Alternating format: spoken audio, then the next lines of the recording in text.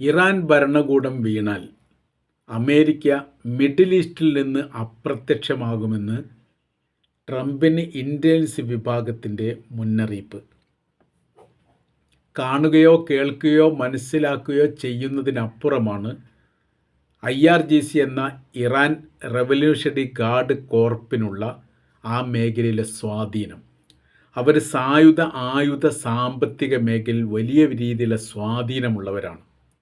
ജനങ്ങൾ പൂർണ്ണമായി ഈ വിഭാഗത്തോടൊപ്പമാണ്. കാര്യം ഇറാൻ ഒരു മതരാഷ്ട്രമാണ്, ഷിയ വിഭാഗമാണ്, മതകാര്യത്തിൽ വിട്ടുവീഴ്ച ചെയ്യാൻ താല്പര്യമില്ലാത്തവരും ചെയ്യാത്തവരുമാണ്. നമ്മൾ ഇന്നത്തെ വർത്തമാന രാഷ്ട്രീയ സംഭവ വികാസങ്ങളെ വിലയിരുത്തുമ്പോൾ അത് കൃത്യമായ രീതിയിൽ മനസ്സിലാക്കാൻ സാധിക്കും എന്നുള്ളതാണ് ആ റിപ്പോർട്ടിൻ്റെ ഭാഗമായിട്ട് പറയുന്നത്.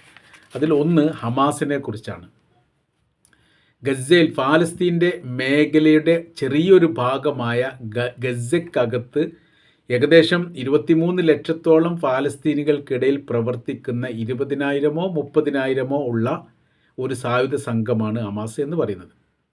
ആ വിഭാഗമാണ് ഇസ്രായേലുമായി കഴിഞ്ഞ 2 വർഷമായി മുഖാമുഖം ഏറ്റുമുട്ടിയത്. ഇസ്രായേൽ എന്ന് പറഞ്ഞാൽ ലോക സൈനിക ശക്തിയുള്ള ഏറ്റവും പ്രധാന രാജ്യങ്ങളിലൊന്നും അഡ്വാൻറ്റേജ് ആയിരിക്കുന്ന ആയുധങ്ങളുടെ സൃഷ്ടിപ്പുള്ള രാജ്യം കൂടിയാണ്.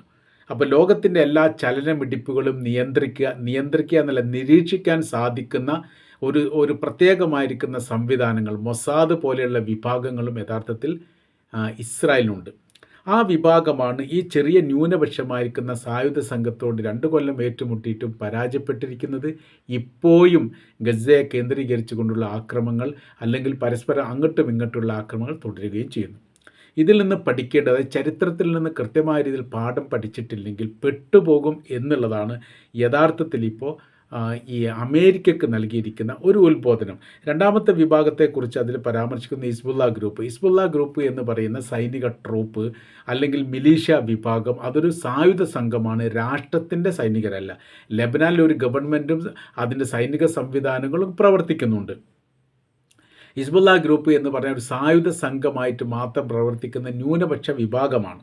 ആ വിഭാഗമായിട്ട് കഴിഞ്ഞ 1967 അറബ് ഇസ്രായേൽ യുദ്ധത്തിന് ശേഷം നിരന്തരം പോരാട്ടം നടക്കുകയും ഇസ്രായേൽ പിടിച്ചെടുക്കപ്പെട്ട ഭൂപ്രദേശത്തിൻ്റെ ഏകദേശം 60% അവർ പിടിച്ചെടുക്കുകയും ചെയ്തിട്ടുണ്ട്.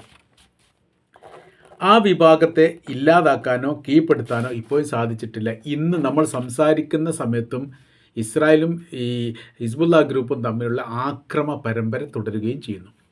ഇതതിൻ്റെ രണ്ടാമത്തെ ഒരു വേർഷനാണ്. കീഴ്പ്പെടുത്തുക, ഇല്ലാതാക്കുക എന്ന് പറയുന്നത് അസാധ്യമായിരിക്കുന്ന സംഭവത്തിൻ്റെ ഏറ്റവും വലിയ ഉദാഹരണം. മൂന്നാമത്തത് യമനിൽ പ്രവർത്തിക്കുന്ന ഹൂത്തി വിഭാഗമാണ്. അത് സായുധ സംഘമാണ്.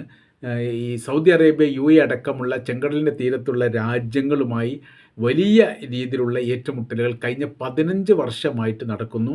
എന്നാൽ അതിൽ അതിജീവിക്കാനോ വിജയിക്കാനോ അറേബ്യൻ രാജ്യങ്ങൾക്ക് സാധിച്ചിട്ടില്ല. അവരുടെ കയ്യിൽ സായുധ സംവിധാന കാര്യങ്ങളും സാമ്പത്തികപരമായിരിക്കുന്ന വലിയ ഉയർച്ച ഉണ്ടാക്കുന്ന സംവിധാന കാര്യങ്ങളെല്ലാം ഉണ്ട്. അതെങ്ങനെ എന്നതിനെക്കുറിച്ചുള്ള വിവരങ്ങളൊന്നും ഇപ്പോഴും ലോകത്തിന് മനസ്സിലായിട്ടില്ല. അപ്പോൾ ഈ വിഭാഗം നിരന്തരം ഈ ആക്രമണം നടത്തി എന്നതിന് മാത്രമല്ല, ഇസ്രായേലിന് വലിയ രീതിയിലുള്ള തലവേദന ഉണ്ടാക്കുകയും ചെയ്തു.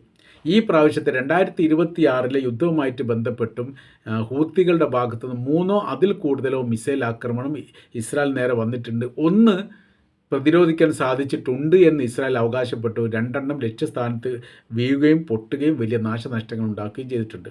ഇതും 1000-ലധികം കിലോമീറ്റർ ദൂരപരിധിയുള്ള പ്രദേശമാണ് അല്ലെങ്കിൽ രാജ്യത്തിൻ്റെ ഭാഗമാണ് യഥാർത്ഥത്തിൽ യമനും ഈ പറയുന്ന ഇസ്രായേൽ എന്ന് പറയുന്നത്. എന്നിട്ടും അവരത് ചെയ്യുന്നുണ്ട്. അവർ കൃത്യമായ രീതിയിൽ ഉന്നം പിയക്കാതെ ചെയ്യുന്നു. ഈ പറയപ്പെട്ട 3 ഹമാസ് ആണെങ്കിലും ഹിസ്ബുള്ള ആണെങ്കിലും ഹൂത്തികളാണെങ്കിലും 3 രാജ്യത്തിൻ്റെ ഭാഗമായിരിക്കുന്ന ആ സായുധ സംഘം മാത്രമാണ്. എന്നാൽ അത് സൈനികപരമായിരിക്കുന്ന രാജ്യത്തിൻ്റെ സൈനിക വിഭാഗമല്ല. നമ്മൾ ഇറാനിലേക്ക് പോകുന്ന സമയത്ത് ഇറാൻ എന്ന് പറയുന്ന ഒരു രാജ്യമാണ്, അതിൻ്റെ സൈനിക സംവിധാനമാണ്, അതൊരു മതരാഷ്ട്രമാണ്. IRGC എന്ന് പറഞ്ഞാൽ വലിയ സ്വാധീനം ആ രാജ്യത്തിനകത്തുണ്ട്. എല്ലാവിധ ആഭ്യന്തര വിഷയങ്ങളും അമർച്ച ചെയ്യാൻ മാത്രം അവർക്ക് തന്ത്രപരമായിരിക്കും നീക്കം ചെയ്യാൻ വേണ്ടി സാധിക്കും. കഴിഞ്ഞ പ്രാവശ്യത്തെ 2024-ലെയും 2025-ലെയും ഇത്തരം പ്രശ്നങ്ങളെല്ലാം അമർച്ച ചെയ്യാൻ അവർക്ക് സാധിക്കുകയും ചെയ്തിട്ടുണ്ട്.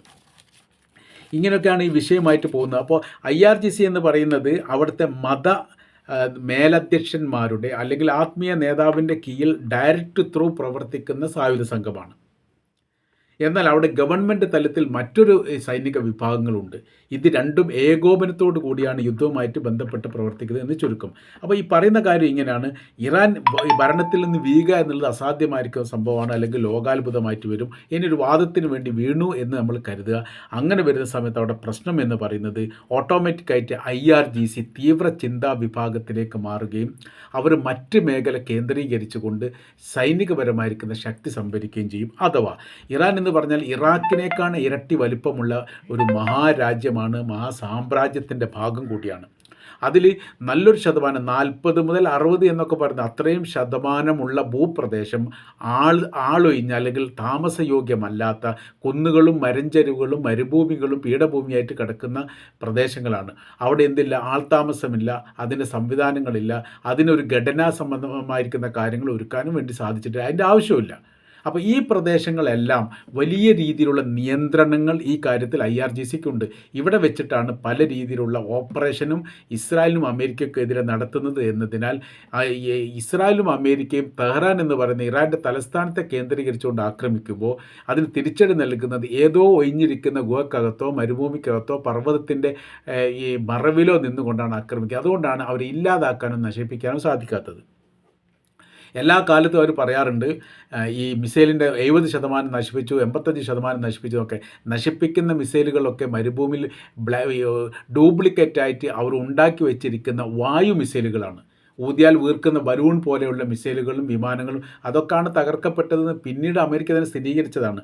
നമ്മൾ പറഞ്ഞു വരുന്ന വിഷയം എന്ന് പറയുന്നത്, ഈ മേഖല കേന്ദ്രീകരിച്ചുകൊണ്ട് സൈനിക ശക്തി ഉണ്ടാക്കിയിട്ട് അറേബ്യൻ മേഖലയിൽ പ്രവർത്തിക്കുന്ന അമേരിക്കയുടെ സൈനിക ബേസുകൾക്ക് നേരെ നിരന്തരം ആക്രമണം നടത്തി അവിടെ നിലനിൽക്കാൻ പറ്റാത്തൊരു സാഹചര്യം സൃഷ്ടിക്കാൻ വേണ്ടിയിട്ട് സാധിക്കും എന്നുള്ളത് ഇപ്പോൾ തെളിഞ്ഞിരിക്കുകയാണ്. ആ സാഹചര്യത്തിൽ ഒഴിവാകണമെങ്കിൽ മമതയോടുകൂടി അല്ലെങ്കിൽ മിതത്വം പാലിച്ചുകൊണ്ട് പ്രശ്നപരിഹാരത്തിന് നിൽക്കണമെന്ന്. അതിന് ഒരു ഉദാഹരണം കൂടി പറഞ്ഞിട്ടുണ്ട്. താലിബാൻ എന്ന് പറഞ്ഞാൽ 2001 കാലഘട്ടത്തിലൊക്കെ അമേരിക്കയുടെ പ്രഖ്യാപനത്തിൻ്റെ അടിസ്ഥാനത്തിൽ, അതായത് പെൻറ്റഗൺ ആക്രമണത്തോടനുബന്ധിച്ച് അൽ ഖ്വയ്ദ എന്ന് പറഞ്ഞ ഭീകരവാദികൾക്ക് സപ്പോർട്ട് ചെയ്ത സൈനിക വിഭാഗമുള്ള രാജ്യമാണ് താലിബാൻ എന്നതിനാൽ ഭീകരവാദ ലിസ്റ്റിൽ അവരെ പെടുത്തുകയും ചെയ്തു അമേരിക്ക. അവിടെ ഭരണം അട്ടിമറിഞ്ഞു. അമിത് കർസായുടെ നേതൃത്വത്തിലുള്ള ഭരണ സംവിധാനം അധികാരത്തിൽ വന്ന് 18 വർഷത്തോളം അവർ ഭരിച്ചു. കുറച്ചൊന്നല്ല, 18 കൊല്ലത്തോളം.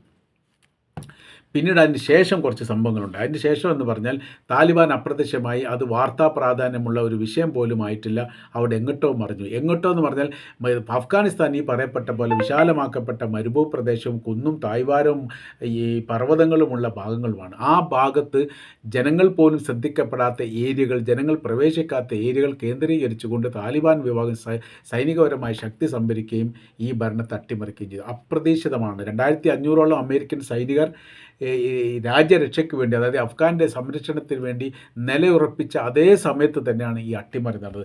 ലോകം തന്നെ ഞെട്ടിപ്പോയിരിക്കുന്ന സംഭവമാണ്. അമേരിക്ക മാത്രമൊന്നുമല്ല ഇങ്ങനെയൊക്കെ നടക്കുക എന്നുള്ളത്. അതിനേക്കാണ് ശക്തരാണ്, അതിനേക്കാണ് ബലമുള്ളവരാണ്, അതിനേക്കാണ് തീവ്രമായി ചിന്തിക്കുന്നവരാണ് ഇറാനികൾ എന്നതിനാൽ ഭരണം അട്ടിമറിഞ്ഞ സമയത്ത് സായുധ വിഭാഗമായി IRGC മാറിക്കഴിഞ്ഞാൽ പിന്നീട് ഒരിക്കലും നിലനിൽക്കാൻ പറ്റില്ല എന്ന് മാത്രമല്ല, അമേരിക്കയെ സംബന്ധിച്ചിടത്തോളം ഈ സർവ്വ മേഖലയിലും നാശമുണ്ടാക്കും എന്ന് മാത്രമല്ല, ഇസ്രായേലിന് നേരെ നിരന്തരം അവർ ആക്രമണം നടത്തിക്കൊണ്ടേയിരിക്കും. സായുധ വിഭാഗ സമയത്ത് കണ്ടുപിടിക്കുക എന്ന് പറഞ്ഞാൽ എളുപ്പമുള്ള കാര്യമല്ല. ഇല്ലാതാക്കുക എന്ന് പറഞ്ഞാൽ അത് സാധ്യമല്ല. ഇല്ലാതാക്കാൻ സാധിക്കണമെങ്കിൽ ഹമാസിനെ ഇല്ലാതാക്കാൻ ഇസ്രായേൽ സാധിക്കണം, അല്ലെങ്കിൽ ഹിസ്ബുള്ള വിഭാഗത്തെ ഇല്ലാതാക്കാൻ ഇസ്രായേൽ സാധിക്കണം, ഹൂത്തികളെ ഇല്ലാതാക്കാൻ അമേരിക്കയ്ക്ക് സാധിക്കും. ഇതൊന്നും സാധിക്കാതിരിക്കെ ഇത്തരം വിഷയത്തിലൊക്കെ കൈകാര്യം ഇടപെടുകയും ചെയ്യുന്ന സമയത്ത് സൂക്ഷ്മതയോടും ശ്രദ്ധയോടും കൂടി വേണമെന്നാണ് ഇന്ത്യൻസ് പറഞ്ഞത്. ഇപ്പം നമ്മൾ ശ്രദ്ധിച്ചാൽ അറിയാം, ഭരണമാറ്റവുമായിട്ട് ബന്ധപ്പെട്ട കാര്യത്തെക്കുറിച്ച് ട്രംപ് സംസാരിക്കുന്നില്ല, അമേരിക്കയും സംസാരിക്കുന്നില്ല. സമാധാനപരമായിരിക്കുന്ന വിഷയത്തെക്കുറിച്ച് മാത്രമാണ് അവർ സംസാരിക്കുന്നത്. പ്രശ്നപരിഹാരത്തിന് വേണ്ടി ഇളവുകൾ നൽകണം, വിട്ടുവീഴ്ച ചെയ്യണം ഇറാൻ എന്ന് പറയുകയാണ് ഇപ്പോഴത്തെ നിലവിൽ അമേരിക്ക ചെയ്യുന്നത്. അല്ലാതെ ഭരണമാറ്റം മാറും, ഞങ്ങൾ പുതിയ ഭരണ സംവിധാനം ഉണ്ടാക്കും, ഞങ്ങൾ തന്നെ അധികാരികളായിട്ട് തിരിച്ചു വരും എന്ന് പറയുന്ന ആ വീമ്പ് പറച്ചിൽ ഇല്ല എന്നതിൻ്റെ അർത്ഥം ഈ കാര്യം യഥാർത്ഥത്തിൽ കൃത്യമായ രീതിയിൽ ട്രംപ് മനസ്സിലാക്കിയിട്ടുണ്ട് എന്നതാണ്.